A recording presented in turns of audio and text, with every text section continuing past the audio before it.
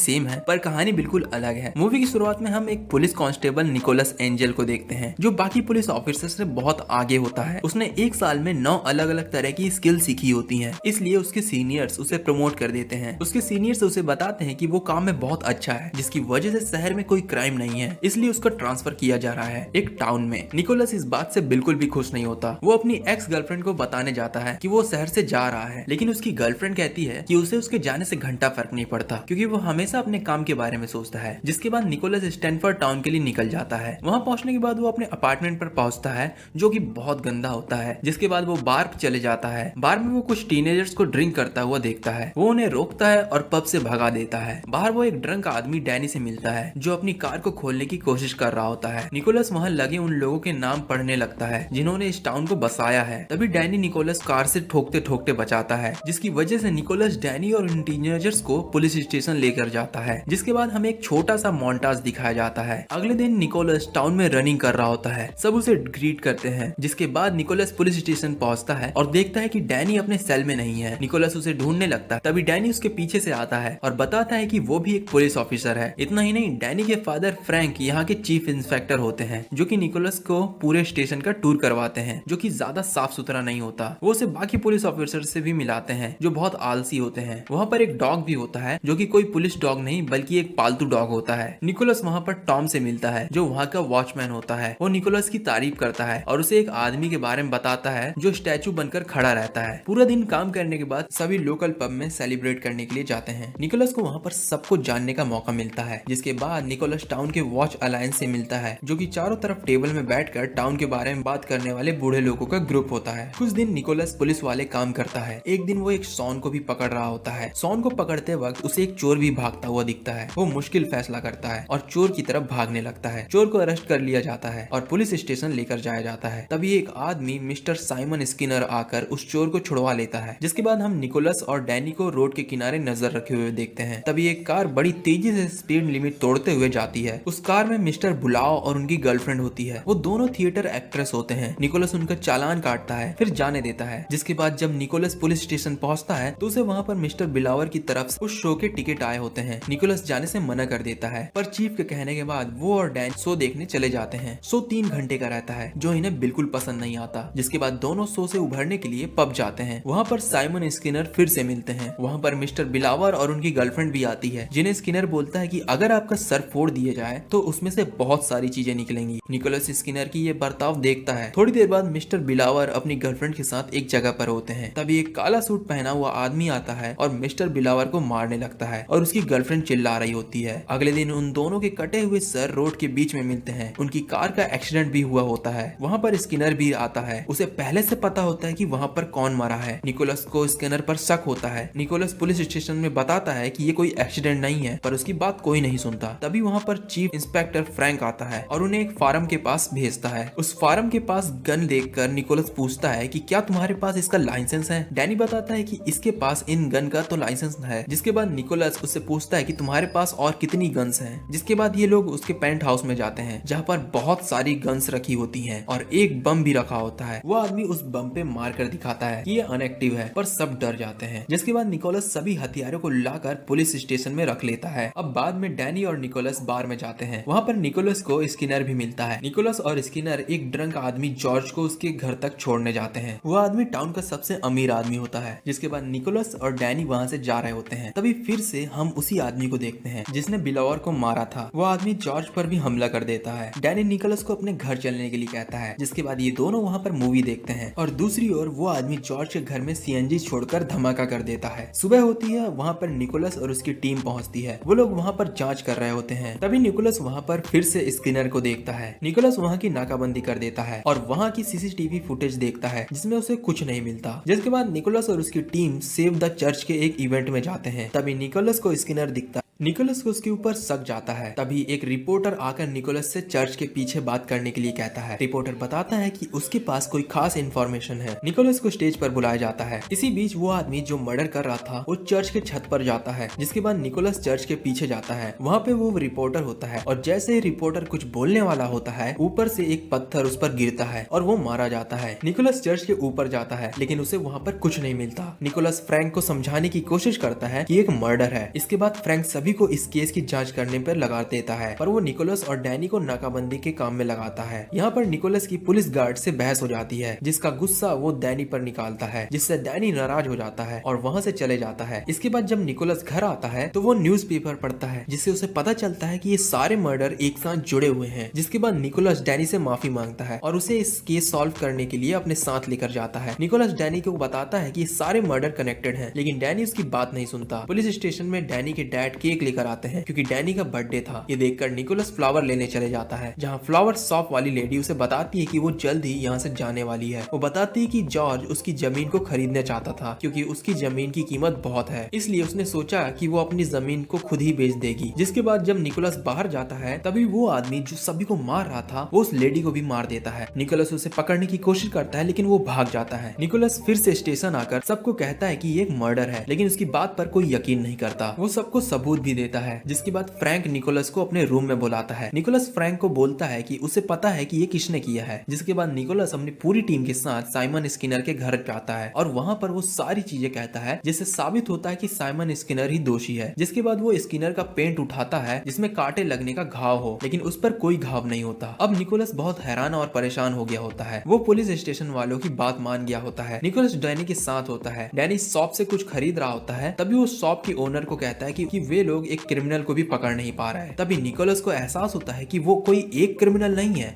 बल्कि कई सारे क्रिमिनल्स हैं। जिसके बाद वो ये बात डैनी और चीफ फ्रैंक को भी बताता है। फ्रैंक उसे बोलता है कि तुम सुबह तक रुको, अगर कुछ हुआ तो मैं एक्शन लूंगा। जिसके बाद निकोलस अपने होटल जाता है। वहाँ पर वही हमलावर आदमी होता है। वो निकोलस पर हमला कर देता है। लड़ते वक्त निकोलस को पता चलता है कि ये आदमी माइकल है। माइकल को मारने के बाद उसके वॉकी टॉकी की आवाज सुनने पर निकोलस को पता चलता है कि ये आवाज तो स्किनर की है। स्किनर उससे पूछता है कि क्या निकोलस मारा गया। निकोलस बोलता है कि हाँ। जिसके बाद स्किनर उसे एक जगह पर बुलाता है। निकोलस उस जगह पर जाता है तो देखता है कि इन सब के पीछे वो बूढ़े लोग हैं जिन्होंने इस टाउन को बसाया है। निकोलस उनसे पूछता है कि तुमने ये सब क्यों किया। वो बताते हैं कि टाउन की भलाई के लिए। निकोलस वहाँ से जा रहा होता है, तभी माइकल और डैनी उसे रोक लेते हैं। निकोलस वहाँ से भाग जाता है, तभी डैनी उसे मारता है और डिक्की में बंद कर देता है। निकोलस उससे बोलता है कि तुम इन सब के साथ मिले हुए हो। डैनी उसे बोलता है कि मैं तुम्हें बचा रहा हूँ। जिसके बाद उसे कार की चाबी देता है और बोलता है कि यहाँ से भाग जाओ। निकोलस भाग जाता है। जिसके बाद वो शॉप में रुकता है जहाँ उसे उसी मूवी की सीडी दिखती है जिसे उसने डैनी के घर पर देखा था। जिसके बाद उसे जोश आता है और वो फिर से टाउन में चला जाता है। वो पुलिस स्टेशन आकर सारे हथियार लेकर डैनी के साथ उन सब लोगों को पकड़ने जाता है। वो लोग डैनी और निकोलस पर हमला कर देते हैं, पर निकोलस और डैनी एक एक करके सबको मार रहे होते हैं। जिसके बाद स्टेशन में फ्रैंक अपनी एक टीम लेकर उनके सामने आ जाता है। फ्रैंक अपनी टीम को निकोलस को पकड़ने के लिए बोलता है और डैनी को अपने पास आने के लिए कहता है। डैनी फ्रैंक के पास जाने से मना कर देता है। निकोलस अपनी टीम को समझाता है कि हमें फ्रैंक और उसके साथियों को रोकना होगा, वरना वो टाउन को बर्बाद कर देंगे।